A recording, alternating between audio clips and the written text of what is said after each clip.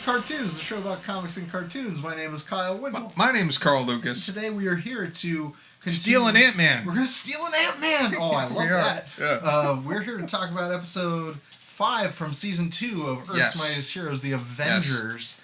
Yes.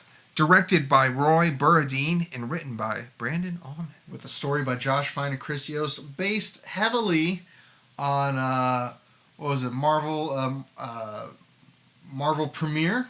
Yeah. Issues 47 and 48.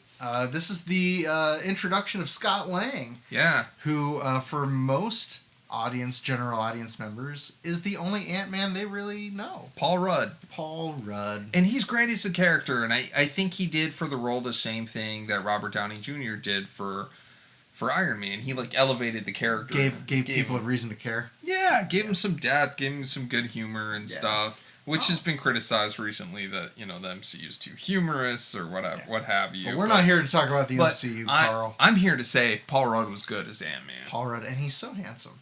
Amen. Right, so, Amen, brother.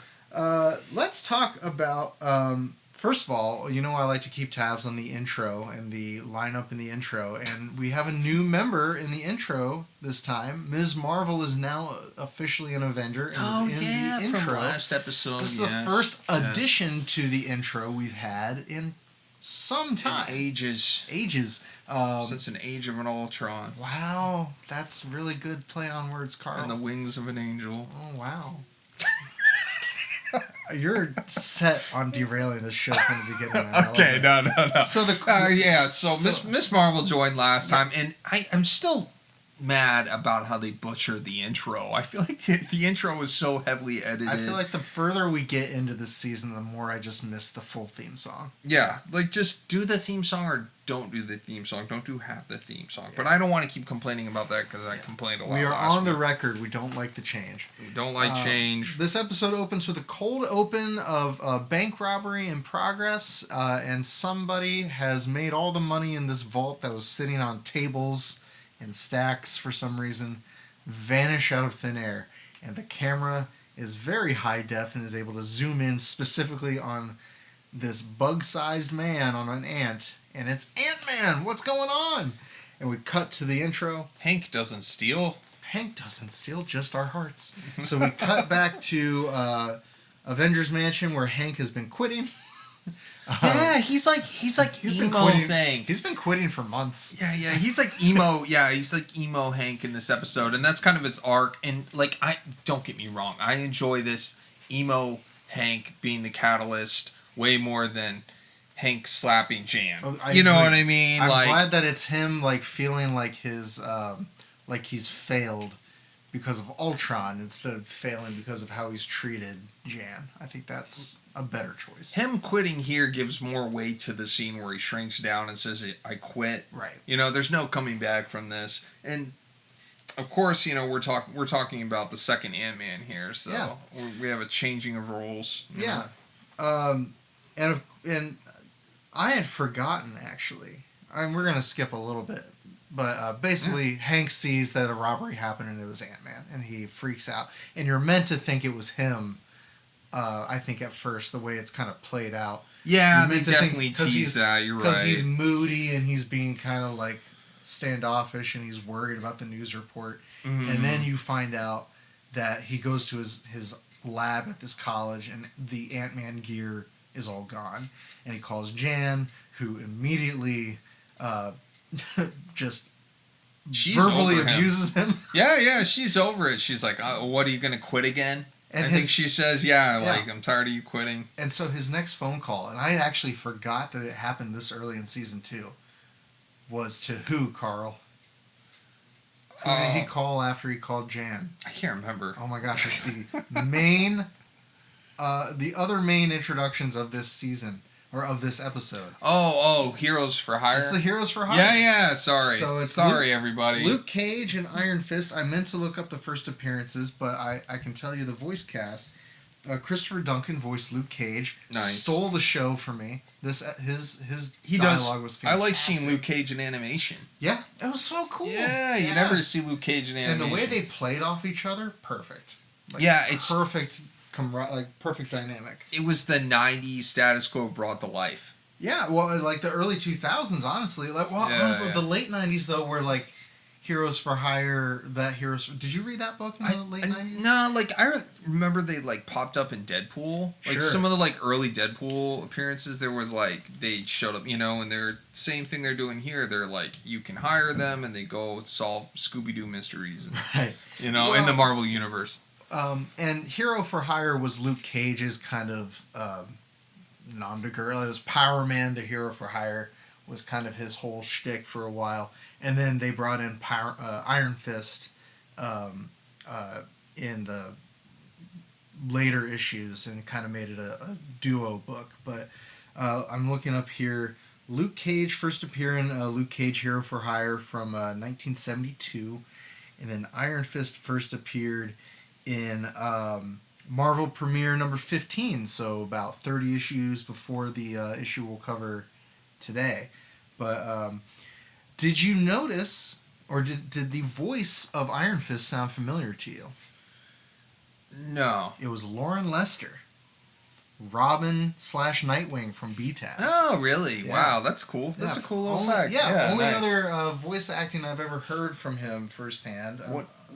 One of my favorite Nightwing arcs outside of Judas Contract. Oh, yeah. I've seen a lot of Nightwing adaptations over the years, and I think BTAS is up there. BTAS did a really good one. I also wanted to say that Luke Cage was graded by John Romita Sr., Archie Goodwin, and Roy Thomas. Yeah, a bunch of white guys. Yeah, that's right. It's true. You got the trifecta there of Marvel royalty. That is a really good set of creators, though, and notable that he's the first black character or the first African American character to hold his own title. Black Panther, of course, had one before that, but as far as African Americans, Luke Cage was the first for a Marvel book. I might be wrong, but I want to say Billy Graham had like pages at the Art Institute where I went to school.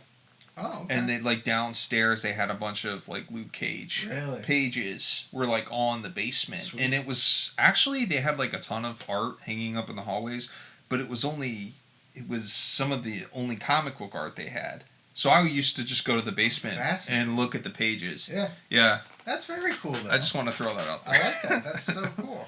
I'm pretty sure it was Billy Graham. I hold on.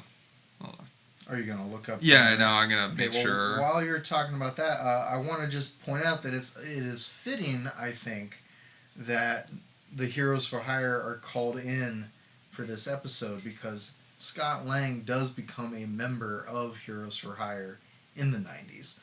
In fact, when I first heard of who the Heroes for Hire were in the late 90s, he was a member. So you had like She-Hulk, Hercules, I think, Black Knight, I think, was a member, White Tiger, like one of the White Tigers was a member, and then Luke Cage and Iron Fist. So it makes sense that you would have Scott Lang hanging out with Luke Cage and Iron Fist. And spoiler alert, he does become a member of Heroes for Hire by the end of this episode. So, I don't know, I just think that it fit pretty well. Was it Billy Graham? I have no idea. Okay. I couldn't find that out. Sorry, everybody. That's all right. That's all right. That time you weren't derailing it on purpose.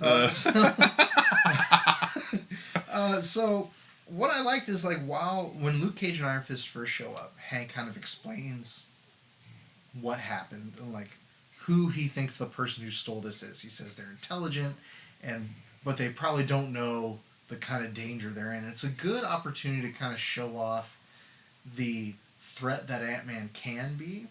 Because again, I have described multiple times on this show, Ant-Man is the Aquaman of the Marvel Universe because everyone thinks he's a joke, but they don't realize that if you really apply his powers in a unique way, he's actually very formidable. And it's cool, though, because you hear Hank describing this, and you get this great sequence where Scott shrinks for the first time, and he's in this room, and the carpet looks like trees, and the bottle cap looks like a giant rock to him, and then you have these ants crawling that look like giant monsters. It's a lot like the first issue of The Man on the Anthill that we covered. And yeah, it's a lot like it. Yeah. And we get I like that scaling though. Like when he went to the carpet and stuff, and the dust particles like get kind of big, and the carpet fibers and everything. They did a great job of capturing that like horror of like going to a new world. Yeah. And him experiencing that and selling you on that. And yeah, I agree that was one of my favorite parts of this whole thing. Besides, Iron Fist and Luke Cage. Sure. We get references to William Cross, who is Crossfire. We met William Cross when we read the Hawkeye miniseries with Mockingbird.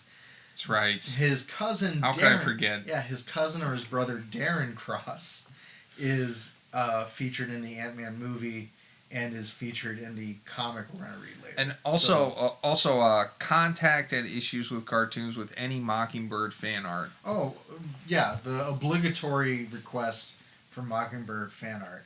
Yeah, thank you. Yeah, sure. You need to just make your own Mockingbird fan page. I think that would be great. There is a scene where a cop is out looking for Ant-Man, and did you catch his name? No. Officer Michelini, who is a reference to Dave Michelini, the writer of the first appearance of Scott Lang that we're going to cover later. Dave Michelini also was famous for working with Bob Layton on the Iron Man issues with Demon in a Bottle. I think we read some Dave Michelini at some point.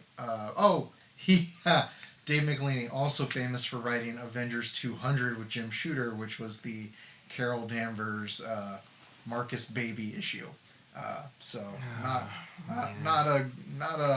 Not batting 1,000, I guess is all. Yeah, he did a lot of the Spider-Man stuff with Todd, sure. I think. Sure. Okay. Yeah.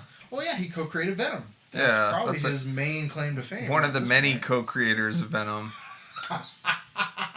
I know of at least 3. The untold tales of the creators of Venom. Yeah, like I can't wait when we talk about Venom. I was about to say like Todd gets the most credit, but there's a lot of spiders in that web. Oh, look at you! That's going to be the title, The Tangled Web of Venom. That's the title of the documentary. Anyway, all right, yeah. Dave Michelini. One of my favorite scenes in this episode after the shrinking down and like the carpet thing. Sure. I loved that sequence. I also love just the scene where Luke and Danny are in the alleyway just talking. Because you get some really good character dynamics with them. Like I love that Luke hates being called Power Man. I think that's very funny. Oh yeah, he's angry at his original name. And then you find out that the bank that Scott robbed from is a Hydra front, and that he's getting in deep with some bad people. Also worth noting, we cut to Hank's lab where he's like trying to work on something, and he's getting very frustrated by it. Because one of the kind of conceits of this episode is that Scott was using these shrinking discs, and it made the money go subatomic, and so you can't get to it ever because it just keeps shrinking. So Hank's trying to solve that problem.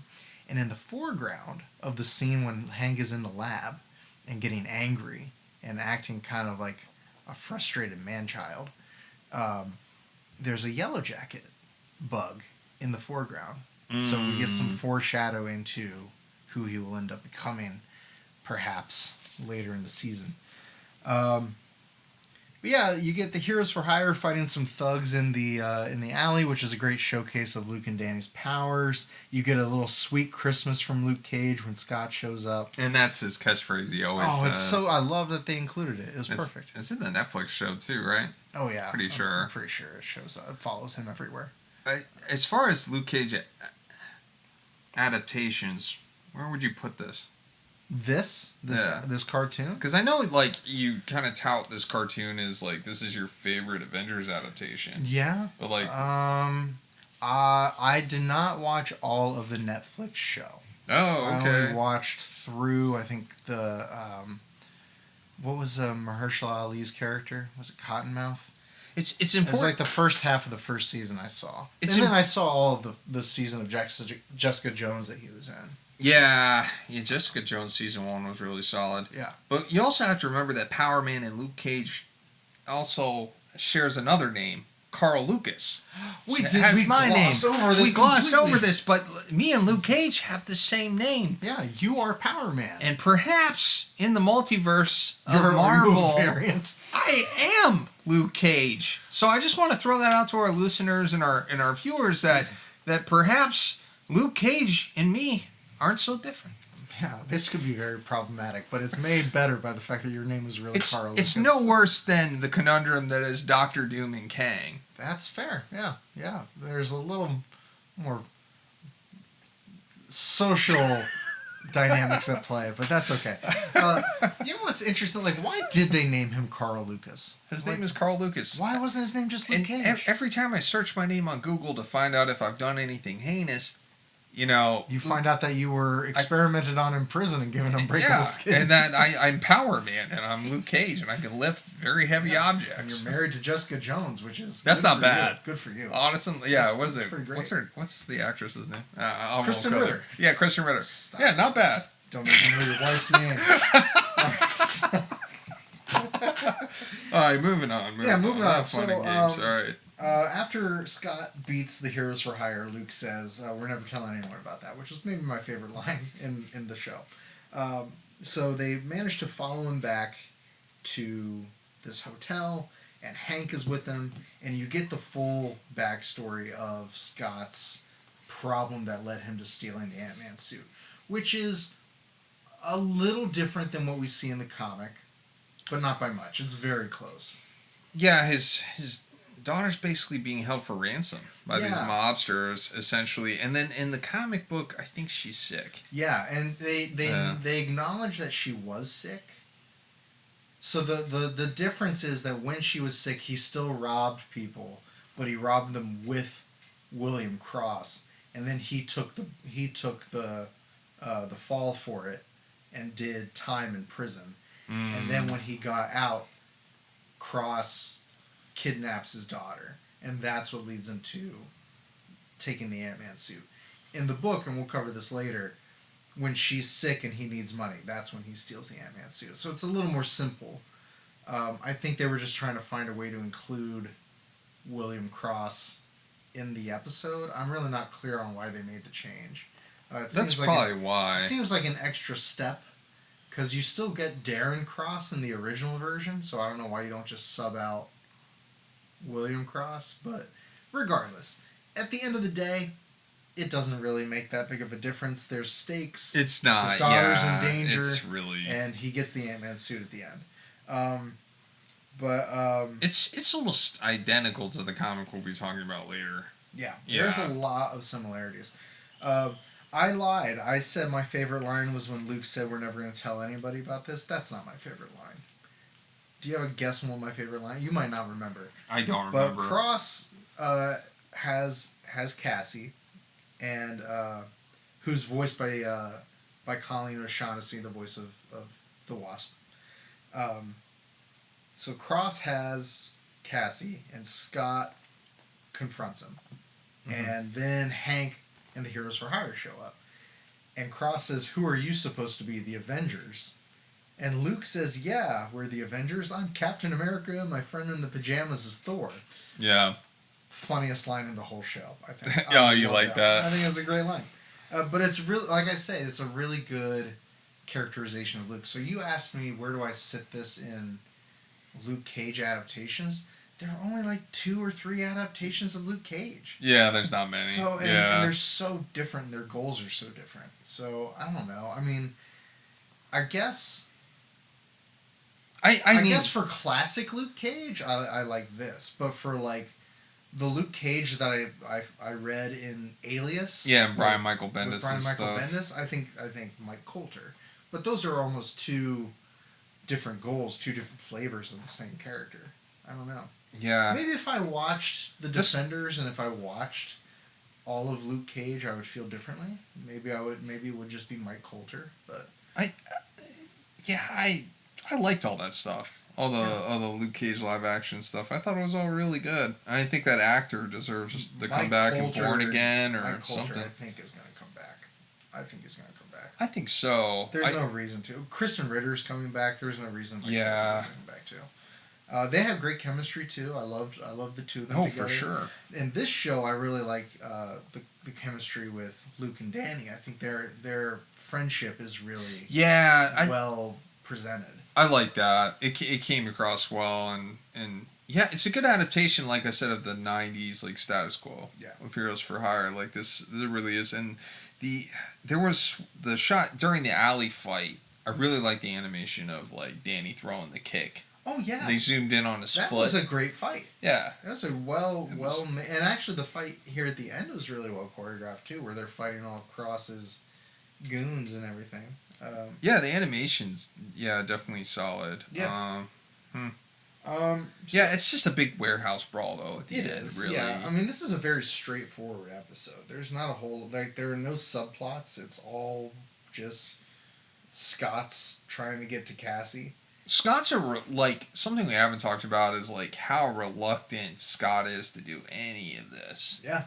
Yeah, like he doesn't even really want to be Ant-Man at the end. They kind of like talk him into it. Yeah, they're like maybe they're like, "Oh, you're pretty good at this. You should come along with us." And he kind of reluctantly does. But he doesn't. He's really just there to save his daughter. He doesn't care about being Ant-Man. That's true. That's a good call out too. And I think I don't know. I guess the movies do that a little bit, but I think it's a little more pronounced here.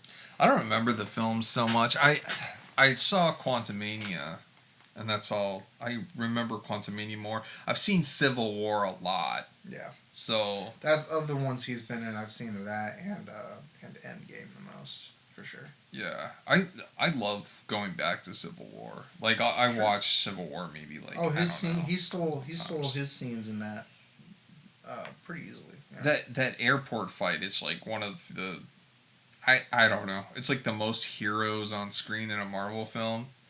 I don't know until Endgame, yeah. Yeah, I don't know like as just a Marvel fan how you could be mad at that airport fight. Sure. You know what I mean? And Ant-Man's very prominent in that fight. Yeah, he is. Anyway, I'm getting way off base here. It's okay. You just want to make this an MCU podcast. That's okay. Seems like it sometimes. End of the episode, they save Cassie, and Hank gives Scott the Ant-Man suit. I thought that was so simple. He immediately gets a job with Heroes for Hire. Yeah, Hank was just like, you know what? I don't want the suit. Bye. Which it does line up with where his character's at. Yeah. So like, I mean, he's done being a superhero. He doesn't want to be a superhero, and we also know what's coming, which is Yellow Jacket. So, I mean, he's vacating Ant-Man and making room for something else. But will it be a villainous Yellow Jacket? We'll have to wait and see, Carl. Will it be a split personality of Hank, like we've talked about before? Yeah, I don't know. It doesn't look like it's going in that direction so far, but who's to say? This version of Hank is way more sane than 616. So much healthier. Yeah, he is. Yeah, he's not like, he doesn't have all the distress that 616 Hank has. He's about 1,000,000,000% less toxic. Yeah. He's a very big green flag. That's what I mean. So like, he has no like inner turmoil in him yet. I bring up Yellow Jacket and him being a villain, but realistically, I kind of doubt it. I doubt it because of just his characterization in the show. What it seems to be, and it's been so long, I really don't remember how they approach it, but what it seems to be doing is where they're showing him having more anger problems and having more frustration with his superheroics and everything. I'm wondering if Yellow Jacket will be the anti-pacifist, more violent version of his superhero persona, and he's just going to be like a darker version of the character that we've had. That's kind of what I'm assuming we're going to go toward. But could happen. We'll see. Any thoughts? Any more closing thoughts on To Steal an Ant-Man? I like that, this is a Hank-centered episode. We got, like, our Tony-focused episode at the beginning of the season.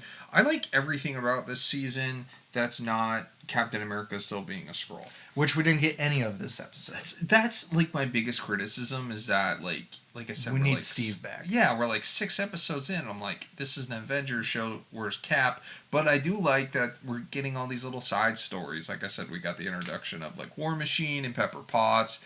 And this one is like introducing Scott Lang, which is obviously a big part of the canon. Yeah. And we're moving Giant Man's arc along. I'm kind of sad to see a classic Avengers lineup Hank go. Yeah. If that makes sense. I do too. And I was taking some cracks at the beginning of the episode of like, oh, he's emo Hank and stuff. You know what I mean? But like for real though. But yeah, it's unfortunate, but it's still better than what they did with the character in 616. 1000%, and a billion times better than what they did in the Ultimates.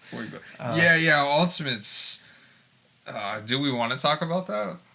Sure. I mean, it was always such a weird choice that like Captain America was dating Jan. Yeah. That was just always so weird to me. I know they did stuff like they had like Kitty Pryde dating Spider-Man, and people loved that at the time.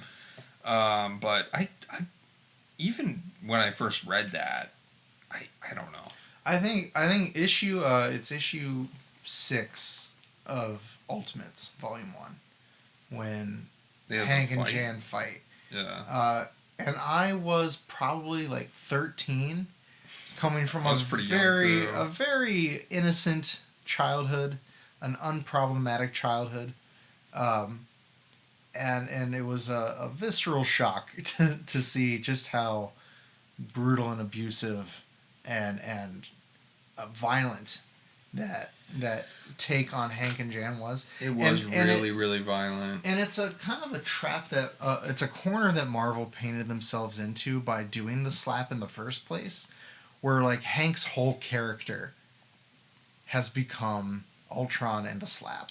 Marvel has we've talked about this before, but yeah, like Marvel has a really bad habit of disposing of the leading ladies in their books. Oh my gosh, it's so you know what I mean? Like, isn't Betty Brant like dead and whole? I don't know if she is anymore. She when I read, I actually started reading it when she died. I read the issue. Like the third Hulk issue I read was her dying.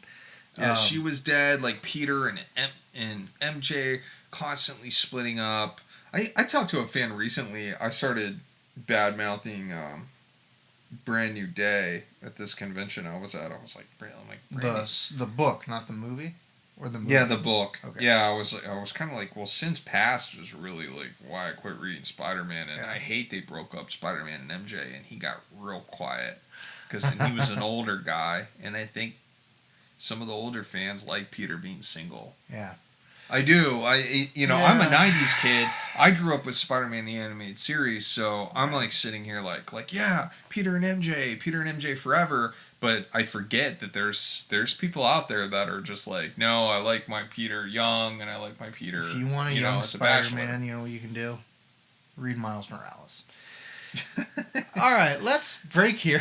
Peter's a broken character, straight from comics. But going back, no, he's not a broken character. They need to move things along.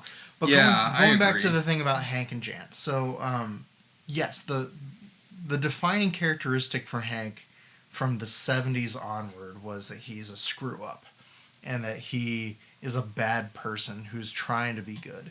And I think what's refreshing about this cartoon is he is a good person who makes mistakes instead of the other way around. And I think that has been why, and that's one reason why I'm a little nervous about, not nervous, a little sad that we're saying goodbye to that era of this character. Yeah, classic Hank, and it's the most stable version of Hank we've ever seen. So the wheels are about to come off, and it's too bad. Yeah. All right. We will do a podcast about One More Day in Sins Past someday. Where we will revisit our conversation about maybe. But until then, let's take a break and let's talk about Antman, a different Bugman. The astonishing Antman. Yeah, I need to use that adjective with him more. The astonishing Antman. When we come back.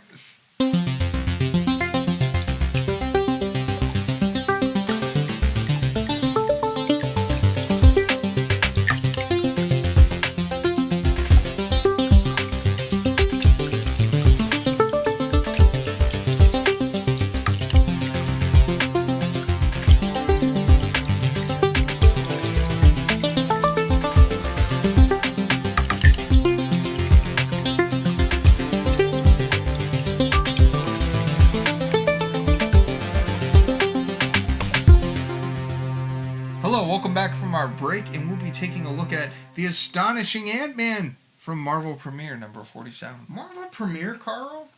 I did not recognize Marvel Premiere's game. So Marvel Premiere, I was doing some research on this series, and it was meant to be kind of a tryout book for characters. Like, it was kind of like a... Do you remember, like, first issue from DC Comics? Mm-mm. Okay, so it's a book from the 70s, like... few Kirby concepts made their way into there, like Atlas and the Danger Street kids and stuff like that. Lady Cop. But it's basically like it was meant to be kind of like a pilot show for all these different characters. So him becomes Adam Warlock in Marvel Premiere. Iron Fist debuts, like we mentioned, in Marvel Premiere. Interesting. 3D Man, the Liberty Legion, Weird World. And then they would also do like characters who had stories they couldn't quite fit. So there's this famous story of Doctor Strange involving like God and the creation of the universe. Wow. That they fit into Marvel Premiere because they didn't have anywhere to put it. There's a Tigra story, and like there's a lot of stuff in Marvel Premiere. Falcon, Man-Wolf, and then Ant-Man. Scott Lang debuts in here in Marvel Premiere. I first read Scott Lang Ant-Man in the Marvel Comics Presents issues with Weapon X, with Barry Windsor Smith's Weapon X, because there was an Ant-Man. Was he in that? Because I have some of those. Yeah, so there was a Captain America story, a Daredevil story, an Ant-Man story, and then the Weapon X story. Yeah, so, I remember the books being broken up, but well, I don't remember that Scott Lang being in it. That's interesting. It wasn't for. I'm sure it wasn't for all the issues, because I think the way that series worked is like some stories would overlap across different arcs. So like, if Weapon X was 12 chapters long, then maybe 4 chapters included this Ant-Man story in the back. And actually the Captain America story was a Steve Ditko story. I remember that, which is super weird to think about. But so anyway, Scott Lang debuted though here in Marvel Premiere from 1979. It's cool. We're really like squaring off all of our Marvel first appearances of like significant characters. Yeah, we are. Yeah, this is yet another one that we get to talk about. Always like this cover with the magnifying glass on the desk, and you see Ant-Man kind of reaching out from an ant. There's something where his legs look too tiny to me. Yeah, well, the art is by John Byrne and Bob Layton. So I don't know who is responsible for the cover, but I assume, that looks like a John Byrne face anyway. The cross-hatching on the magnifying glass is insane. Oh my gosh, yeah. It's like hours and hours spent on this cover. I guess would have been Bob Layton inking it, right? I like this type in the corner too. Yeah, I do too. That like really sells it that like this is a desk. Yes. We're looking at a book, and they don't use dummy text either. They use like actual, because that's another thing that frustrates me sometimes is when they have text in a. It's not real words. It's just fake words. Yeah, it's just to kind of give the illusion of.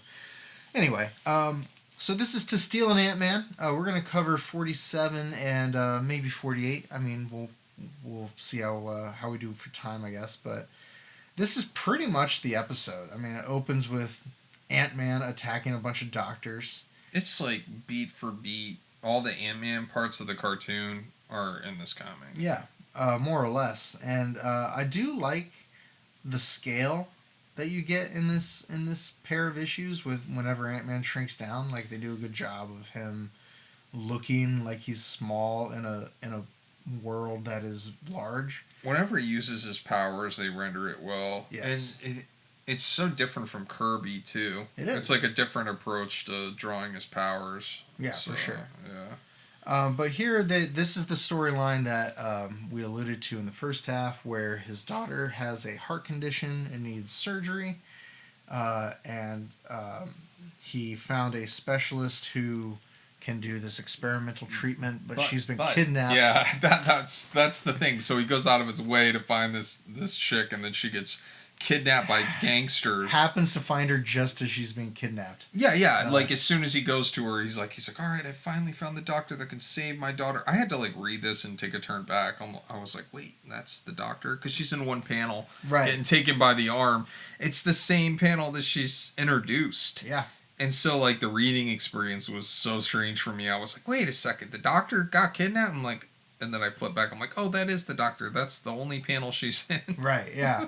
Yeah, I mean, it's kind of weird storytelling. The pacing on this comic is interesting. Yeah, that's a good way of putting it.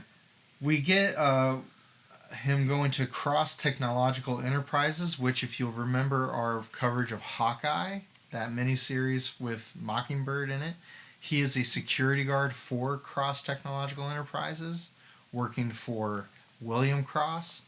This issue has us dealing with Darren Cross, who was played by Corey Stoll in the Antman films. I didn't realize that's the same character. Yeah, I mean, they just repurpose him as Yellow Jacket and then later MODOK. But I mean, here, like, this is the Darren Cross he is playing. What a strange character arc. He's Yellow Jacket and then he's MODOK. Given that he's not either of those characters in the books, like, that's so strange. Some of the fans were so mad with that version of MODOK. Yeah, I will be honest, I did not see Quantumania, so I can't comment, but it didn't look great. I don't want to go there. That's all right. This isn't a MODOK podcast. This is about Scott Lang. It could be. We should have a MODOK podcast. I would love to do a MODOK podcast. I like Scott's burglar outfit. It's just, very simple black. It's a good graphic. So he breaks into this house because he's a burglar. He's had a history of being a burglar. He even has a line where he's like, I have to go back to the one thing the one thing I can do is steal things to like save my daughter. Right. So he breaks into this college lab, which is very advanced, and he finds a secret door with the Ant-Man costume in it, and he steals it. It's a cool idea. Oh, yeah. I think it's a great conceit for a character. Yeah. And it's not like the Ant-Man identity had been used for, a decade? I think Hank was maybe Ant-Man a couple of times since the late 60s. Like, once he becomes Yellow Jacket, he rarely becomes Ant-Man again. So it was like Hank is Yellow Jacket stored this suit here. Yeah, that's the idea, right? Yeah. Okay. Because this is 1979, so I think the slap would have already happened. I can't remember the timeline. We will cover that issue this season, so we'll have a better idea later. So anyway, he shrinks down, is confronted by ants just like in the cartoon, and then he uses the ant helmet to communicate and very quickly learns how to ride an ant to CTE to basically break it. And I love this classic. Sequence. Yeah, it's like this classic Ant-Man stuff. The scale of him walking into the vent is great. Like that Zipatone when he's shrinking. They have like this weird like wave. That radial effect. Texture, that the inker put on it, and then they throw like Zipatone on top of it. Out of all the panels and stuff, like all the panels look like really like classic Marvel, but that was like the one panel where I was like modern. Yeah, I was like that's almost something like a manga artist would do or something. Yeah, well, and weird. You figure like this is 79, so this is John Byrne kind of near the peak of his run on X-Men, right? Like he would have been Dark Phoenix Saga would have been kind of happening around this time, right? Because wasn't Days of Future Past in 1980 or 1981 or something like that? Anyway, we're doing a lot of guessing. I'm just saying John Byrne was doing. He was a big name at this time. This is also around the time Frank Miller was starting to get on Daredevil. Was in the late 70s, early 80s.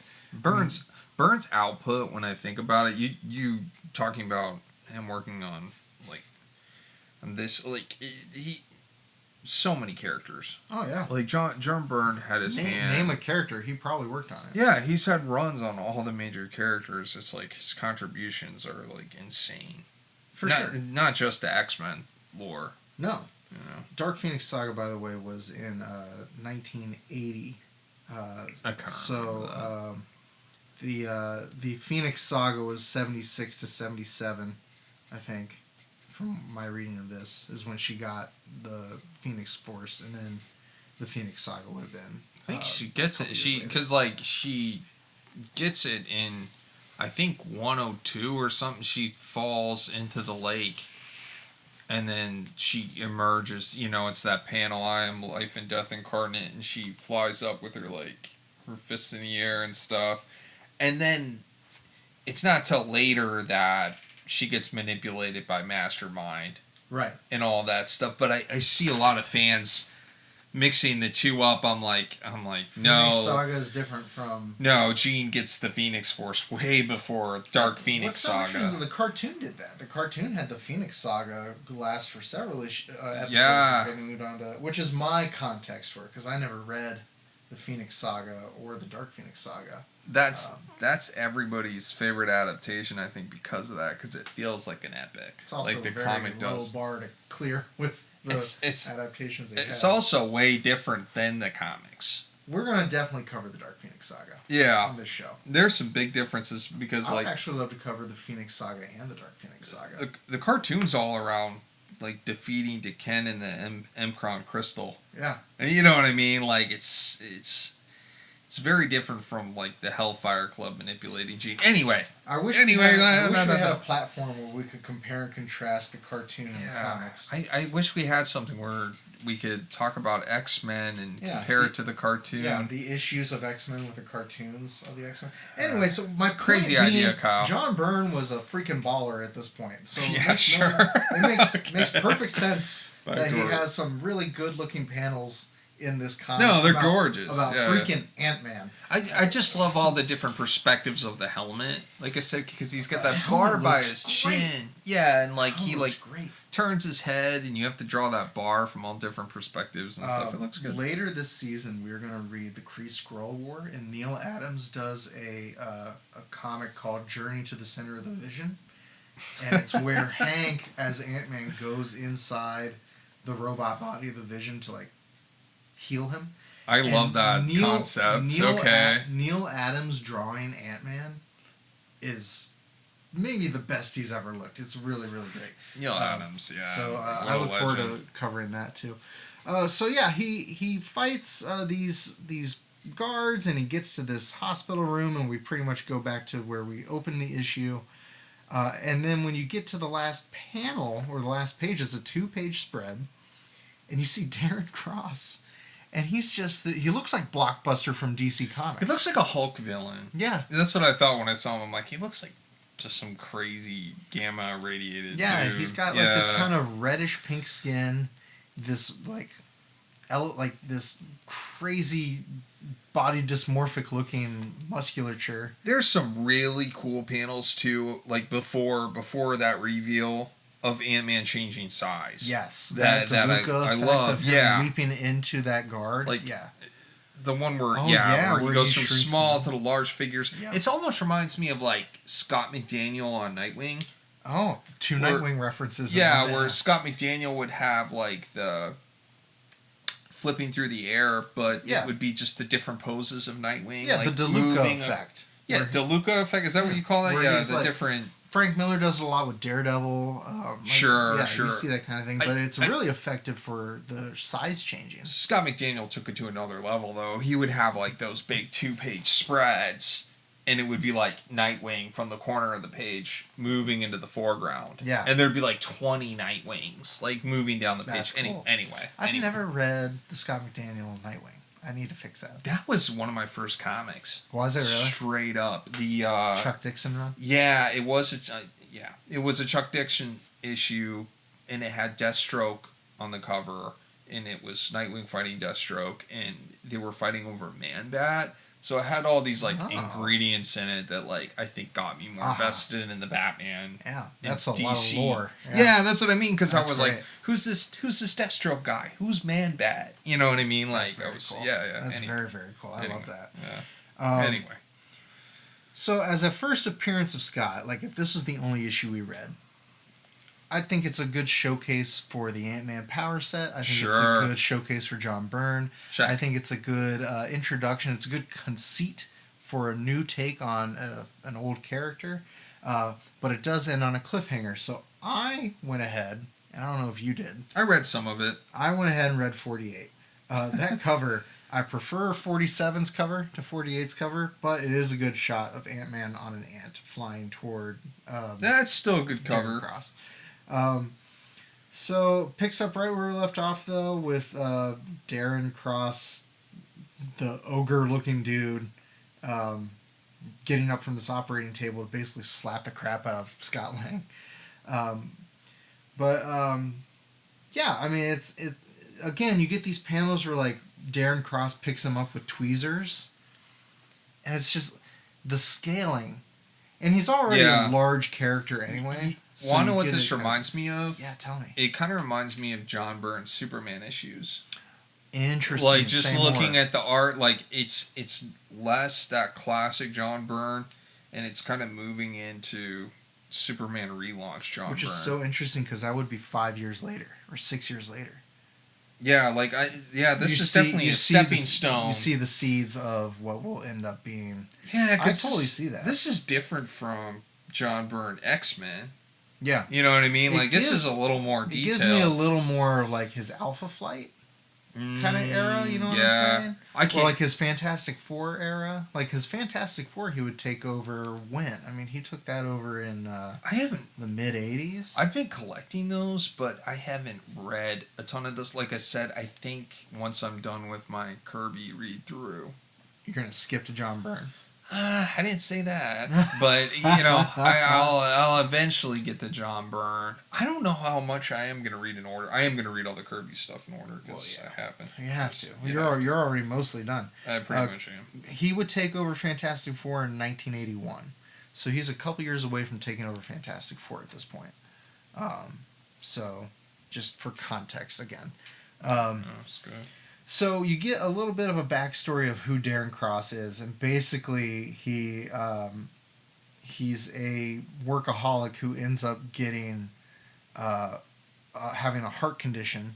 It sounds like similar to what Cassie has, and he does this experimental nuclear organic pacemaker, which over pumps his blood and makes him giant. Makes him the Hulk. Basically turns him into the Hulk. Unclear exactly the science of it, but it's comic book science, and that's fine. So he traps Ant-Man in this cell, and he takes his shrinking belt, but leaves the helmet, which I thought was an interesting oversight. It's like some James Bond villain thing. A little bit. Let me leave you in but this it is super dark, though, because you find out that he's been taking homeless people and has been basically doing heart transplants on them to see if one of their hearts will work on him to help cure him. So he's basically like killing a bunch of homeless people to save himself from this mutation. It's super dark for a late 70s comic. Because we haven't quite hit that Bronze Age yet. We haven't quite hit that, like, I don't know. Maybe this we're is on the the cusp. 90s. This is 1979, but it reads like a bleak late 80s book. It is like a bleak 80s book, yeah. At least that component. So of it. this part at the end, so Ant-Man meets Hank, his Yellow Jacket. Oh yeah, because you didn't read this. So yeah, basically Ant-Man stops Darren Cross, and then in the epilogue you find out that Cassie's been saved, and Hank shows up as Yellow Jacket, and you find out, and this is bonkers comic book logic. Go for it. They wanted Hank to show up to give a blessing to Scott that he can be. You have to Ant-Man. do that. But they also needed to explain why Hank didn't help solve the problem. No, was he overwatching him the whole time? So he was watching him the whole time until a automatic stun blaster shoots him from behind and knocks him out for the rest of the adventure. So he doesn't get to help him out. He just got to witness him do his heroic stuff. He just got to witness him stealing his suit stealing his suit and fighting the security guards is all he got to see. Thanks for stopping by, Hank. Yeah, and then he wakes up and he's like, you know what, you did good, kid. Why don't you go ahead and be Ant-Man? And it's 2 pages, and it's nuts. It's ridiculous. That is ridiculous. But contrary to the episode where he was like reluctant to be a hero, Scott's like, I don't know what to say, Yellow Jacket, except thanks. Well, like he's pretty much just like, I guess I'm Ant-Man now. Like he doesn't really like turn it down or hold on. Speaking of people becoming Ant-Man, doesn't Cassie become an Ant-Man? Let me talk about Cassie Lang. I love Cassie. Yeah, let's talk about this because I don't know anything about it. I saw Quantumania and I'm like, okay, she's a legacy character, and I kind of like that about Quantumania, that like she kind of continues and becomes Ant-Man in her own right. I met Cassie Lang in the MC2. In the book, in the book Spider Girl's universe. Spider Girl. So, which has come up more and more on this show. But that's because I love Spider Girl and Ron Friends. Yeah, I love Ron Friends. Yeah. So, Tom DeFalco and Ron Friends, in addition to Spider Girl, worked on A Next, which was only 12 issues long. It was basically the MC2 version of the Avengers. And on that team, in fact, she might have been the leader. Was Cassie Lang grown up, and her name was Stinger, and she was basically like a cross between Wasp and Ant-Man. Sure, yeah. So that was the version I met. That was the first time I met. And actually, there were a lot of we're gonna have to talk about A next sometime because there were a lot of legacy characters. Like we met Eric Masterson in the Thor Ron Friends issues. Yeah, right? And his son Kevin is in those issues, right? Who they're having the custody battle with. Do you remember that at all? So Eric Masterson is Thor, and then he becomes Thunderstrike. I do remember that. Thor comes back, I do remember that. Okay. In A Next, Kevin becomes the new Thunderstrike. So you get a lot of different legacy characters in this book. Anyway, that's where I first met Cassie. Then during she's wearing her pink. Yeah, she's got like a pink. Oh, it's a great costume. Ant-Man costume. It's a great costume. I like the design. I love the design. Yeah, I'm looking Ron at it Friends, now. of course, it's great. So then, during the Avengers Disassembled era, Ant-Man dies during Avengers Disassembled, and the fallout from that is Cassie goes to the ruins of Avengers Mansion and meets the Young Avengers and becomes a Young Avenger, and becomes Stature is her superhero name, and she uses her dad's gear to basically be a Young Avenger. So at this point, I don't know what her status quo is. I think she died and then came back and has become Stinger again. Now, I did read the Unstoppable Wasp. That's like Hank's daughter. That's Hank's daughter from his first marriage. becomes. That's Nadia. Which is kind of. Yeah, not related at all to Sky, but no, but also an Ant-Man character. It's a little more similar to Hope from the MCU. It's a little more similar to that character. Cassie is her own kind of character. Although you do meet Hank and Janet's kids in A Next, and they're villains, and it's great. Anyway, but yeah, I love Cassie. Their stature. Yeah, she has a crush on Iron Lad, who you find out is Kang the Conqueror as a kid, and then his suit. Whoa! He leaves his suit behind, and that suit gets merged with the operating system of the Vision, and so it becomes a teen Vision, and they date. Yeah, it's wild, dude. And Cassie has a crush on Christophe Bernard, who is Dr. Doom's ward, who may or may not be the great I don't remember this much about MC2. I just remember. No, this isn't. This is mainline. This is mainline 616. Yeah, I'm telling you, canon, son. This is all from. Like, let me MCU. Let me educate you. But no, it's a fun rabbit hole to go down. Like I said, I knew Cassie became an Ant-Woman somehow, but I just didn't. Well, and this is a good time to remind people: there are 3 complicated family trees in the Marvel universe. There's the Summers family tree. Yes. There is the Richards family tree.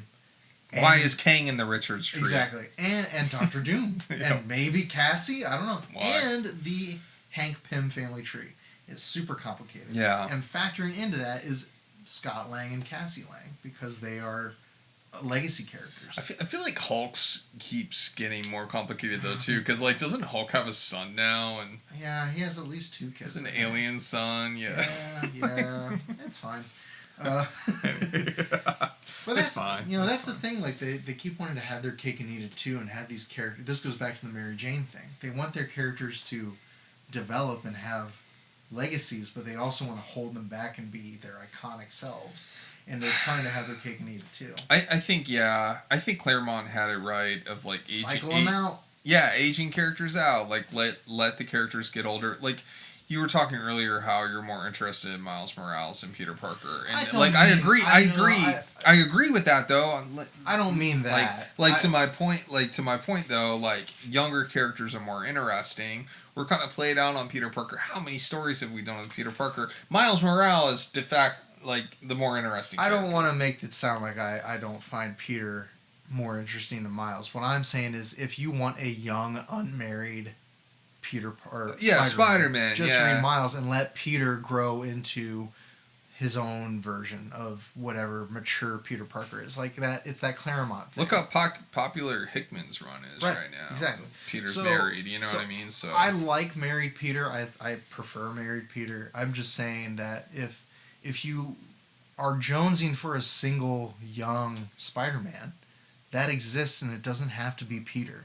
That's my only point.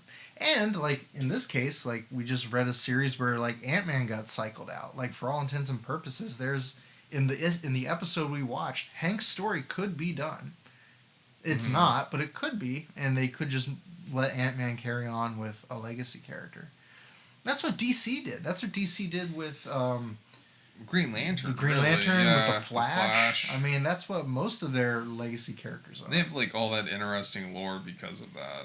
I think it makes it way more interesting. It gives it rich. Makes it like a lived-in world. Anyway, okay, that's really all I had to say about Scott Lang Ant-Man. Unless you have more to say. I have nothing to contribute. Outside the movies, I haven't even read that many Ant-Man comics. Outside of Avengers, you know what I mean? So I don't really have a lot to contribute. You know what I just thought of, what I kind of want to look up? Since Yellow Jacket did show up in this, I want to look up what year the slap happened, because the decision to reintroduce a new Ant-Man could be because they realized they painted themselves into a corner with Hank and the slap, and they were trying to find a way to keep that IP going. Definitely a controversial time. For sure. For the character. So Yellow Jacket was 1968, so it was about 11 years before this. And then he reappeared as Ant-Man in 93. I talked about that. It doesn't say when the slap happened. I'll have to do some more research on it. Was it in the 70s? I think it was the 70s. He left the team in 1965 temporarily. That wasn't it. Yellow Jacket was 1968. I think I said that. Sorry, this is going to be some dead air for a second. We can edit this out, I guess. No, that's fine. We're, this episode is our Ant-Man 1981. celebration. So this was 2 years before the slap. That's so weird. They introduced a new Ant-Man before the slap? See, that's interesting. So, yeah.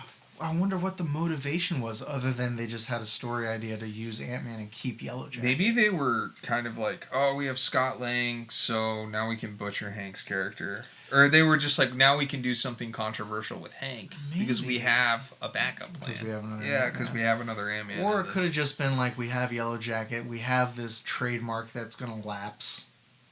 And we need to bring back an Ant-Man. I do like that different characters become Yellow Jacket. Like, I like where we read Siege. Yeah, Rita Damara. Rita Damara is Yellow Jacket, and Hank's also Yellow Jacket, and then Yellow Jacket has this association with evil. It's interesting. Yeah. I like that part. There's like an evil and redemption arc for all the Yellow Jackets. Yeah. That's really interesting. Yeah. But I think that does it for this episode, unless you have anything else you want to say. Just plugging my stuff. Why don't you go first, though? Okay, so you can go to www.carllucasdraws.com. There is a mailing list you can sign up for. So if you want any updates when I do write a newsletter, put your info in there. I also have some comics on the shelf, some IP I'm developing, Captain Devil and Shogun Bear. And that's it for me. All right, Ko-fi.com/kylewindle is where you can find my stuff. Cornelius Armstrong is my circus strongman, who happens to be a bear. You also have Thunderduck, which is a superhero duck character with lightning powers. And you have Mad Science Rejects, which is my misfit crew of science rejects who have to save the world from mad science projects on the loose. And you also can follow me on my socials, on Kyle Windle Art on Instagram and Threads, Kyle Windle on Bluesky, I'm Kyle_Windle on TikTok, where I am documenting my development of my long-form project, The Savage Tales of the Dinosaurs, which is Conan the Barbarian if it were dinosaurs. The show you can follow on TikTok, Instagram, Threads, Bluesky, and YouTube and Spotify. I'm trying to hit all our social media platforms. Yeah, please follow if you could. And contact at IssuesWithCartoons.com is our email. And if you have any requests, we are nearing the end of our coverage of Avengers Earth's Mightiest Heroes. We have about 21 episodes left.